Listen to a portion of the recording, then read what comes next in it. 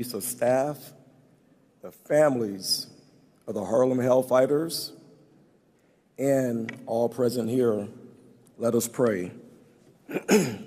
From the book of Mark, verse 45, For even the Son of Man did not come to be served. He came to serve and to give his life to redeem many people. That is what the men of the 369th Infantry Regiment did during the Great War.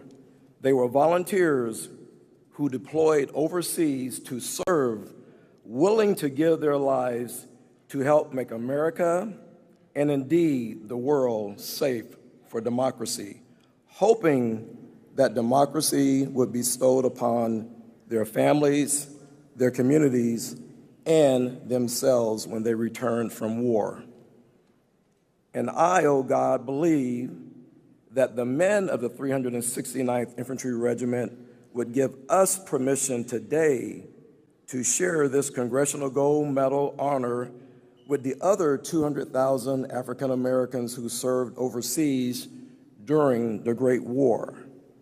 For all of them served to ensure that the rights of the 13th, the 14th, and the 15th Amendments, which granted freedom, citizenship, and the right to vote for Black men after the Civil War, would be preserved for all Americans throughout posterity.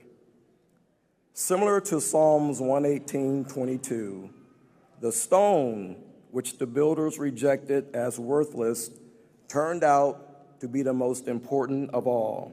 In other words, the 369th, which was rejected by the American Expeditionary Forces, turned out to be the longest-serving U.S. Army regimental-sized unit on the front lines.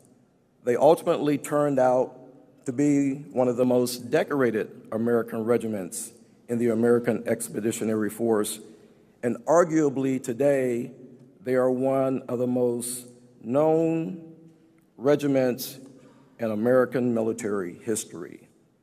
They planted the seeds of Executive Order 9981, which led to the integration of the armed forces beginning in 1948, and they also planted the seeds for the modern-day civil rights movement of the 1950s and the 1960s.